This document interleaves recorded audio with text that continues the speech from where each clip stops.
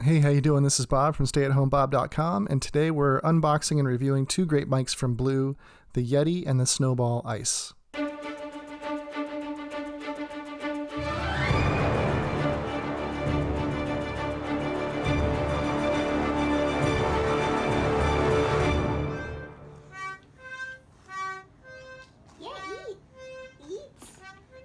We're going to start with a little history from Blue microphones as I know it. Around 2006 or 2007, Blue started making consumer mics, specifically the Snowball, to help support the efforts of budding musicians who wanted to use their computers to make demos and record music. Blue, or at least the Blue I knew from 20 years ago, really only ever made really high-end professional recording mics, like the legendary and incredibly expensive bottle mic.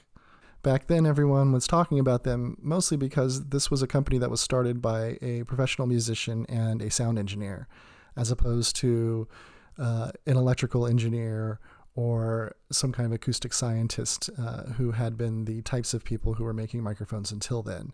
And until then, really what you had, especially at the consumer level, is something like the Shure SM58.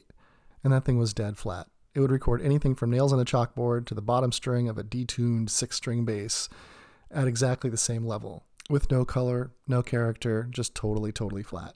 And back then, that's what people used to define a good microphone. If you wanted a mic with any character or tone, you'd have to be lucky enough to find an old vintage mic and have pockets deep enough to be able to buy it. Or you could use mics for off-label stuff like Scott Weiland used to do with his harmonica mic. The Blue guys, to a large extent, decided to throw out the science and just go with mics that sounded good. So they started rearranging their capsules and ribbons in unique and different ways that made no sense to anyone else, and used tubes to condense and amplify the signals like the old vintage mics did. And they ended up making some seriously delicious mics. But they were always boutique, always thousands of dollars, and always well outside the reach of average musicians or even small studios. The first time I've ever heard my voice through a Blue microphone is right now making this video. Another thing worth mentioning about Blue microphones is they really care about aesthetic. Their mics look as unique and vintage as they sound. Sort of like works of art, as if somebody took a Sinatra movie and colorized it with this badass metallic automotive paint. All of them, from their bottom-of-the-line Snowball Ice to their $4,000 bottle mics, are gorgeous, and the sound from them is absolutely incredible. All of them. A couple of days ago, I picked up these two beautiful mics, the Yeti and the Blue Snowball Ice.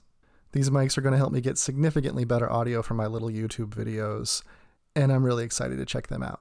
To keep things honest and to make sure you have a best chance to kind of get an idea of what these sound like, I'm going completely naked with the sound on these. There's no treatment of any kind, no EQ, no compression, no limiting. This is just mic recording onto YouTube. So that you can really kind of make a determination of what the tone sounds like. I'll also compare the sound of each of these mics to the crap sound that comes out of the camera microphone to give you a baseline.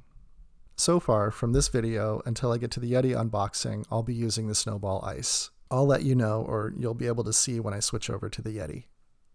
Let's get started with the Snowball Ice. From the box, we get this little spherical microphone. We get a mini USB cable, a little tripod, and a manual that you really won't need. This thing is basically plug and play. You take it out of the box, you screw it together, you plug it into your computer, and you're ready to go. There's really nothing else to it. This microphone has a really cool little font on a ribbon sticker that I'm assuming covers the seam in the plastic case. It reminds me of those old label makers we had in the 80s, and I think it's kind of a cool touch. On the bottom, you have a pretty straightforward threaded mount for a mic stand, and on the back, you have a mini USB jack. That's it. No knobs, no buttons, no settings to make. Just plug this puppy in your computer and start recording. I have to say, this thing sounds pretty amazing, especially considering it only costs about $50 on Amazon.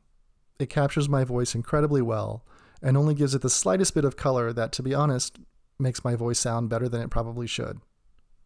This is the audio from the Blue Snowball Ice. This is the audio from my camera phone. All right, so that's it for the Snowball. Now let's check out the Yeti. All right, here we have the Yeti, the gold standard microphone for vlogs, podcasts, and YouTube content. And as you're listening now, you're going to begin to understand why. This thing sounds phenomenal. And if you have really great ears, you'll notice that the Snowball was a mono mic recorded from a single capsule. This Yeti is coming at you in velvety smooth stereo from 3 capsules, each with their own orientation, to pick up not only different channel information, but that they also combine with one another to make a sound richer and cleaner and more colorful. So one of the things I love about this mic and hell, this company, is their humor and creativity in every aspect of their design. They have these little cartoon Yetis everywhere, on the box, in the manual here, in the online materials. They're all over the place, and they're freaking adorable. All right, so here we have the manual. Keep this one, not just for the Yetis, but because there's some helpful information in here about how to set this mic up. Well, it is really easy to set up and use. You have to know some things, like which mode to switch it to and how to dial in the gain. So here we have another mini USB cord and the mic that comes with its own very cool display stand. I call it a display stand because you don't want to use a stand on a desk. I'm using it this time for this recording simply to demonstrate the purposes of these mics and that they have nothing else on them and nothing to kind of improve the sound. But in reality, as soon as I can squirrel together the cash, I'm going to be buying the boom stand and shock mount that go with this mic. If you're smart, you'll buy the bundle of the mic, the boom stand, and the shock mount all at once because you'll save, when I looked at it, at least $100 over buying them all separately. All right, so let's look at the settings. On the back of the mic, we have a selector switch just under the gain knob. The shapes should tell you what each setting does, but for the sake of this video, let's run them down. From all the way to the left, we have the stereo setting. This will pick up sound from either side of the mic as well as what's directly in front of it. Next, we have the omnidirectional setting. This is to record all sound in all directions all around the mic, to pick up entire environments or rooms and apparently conferences. I'd love to be in the kind of conference room that uses this puppy. Or even to hang above a crowd to catch the din of a nightclub or concert. Third from the left is the cardioid setting. This pattern looks kind of like a little heart. If you're like me and recording a single voice, this is where you'll set it and you will rarely, if ever, deviate from that setting. This will focus the mic to the front and it will try to ignore everything else from around the mic.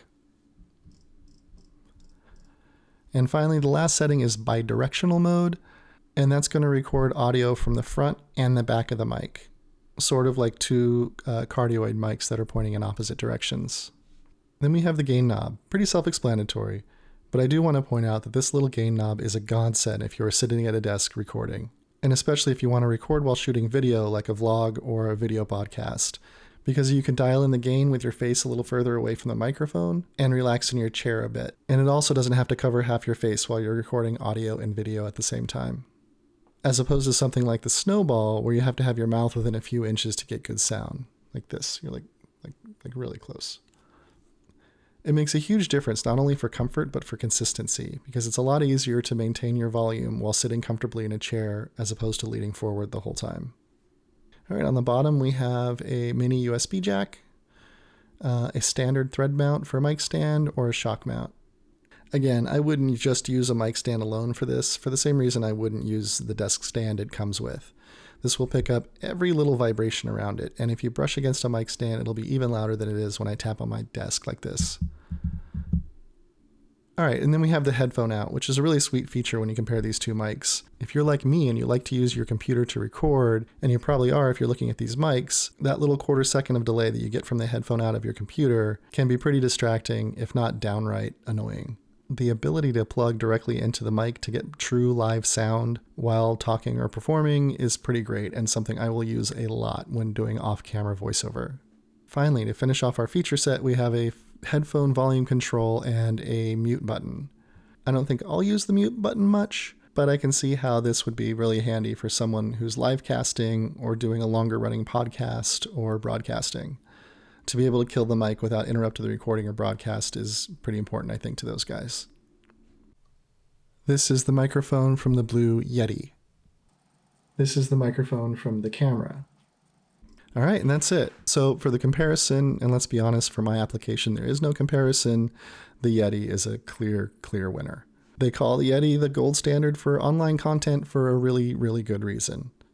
The thing sounds like a $1,000 microphone, it looks gorgeous, and it's loaded with tons of useful features, while still remaining pretty easy to set up and use. And again, I can't stress the sound enough. My voice should not sound this good. And this is with no EQ, no compression, no noise reduction, nothing. So as far as sound is concerned, the Yeti is the clear winner for me. Not because the Snowball is bad by any stretch. I really thought it had amazing sound.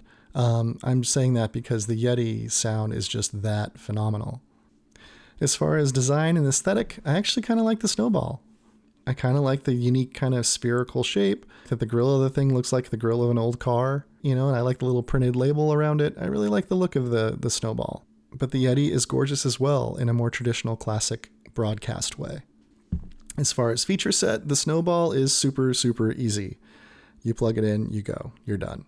There's certainly some value to that.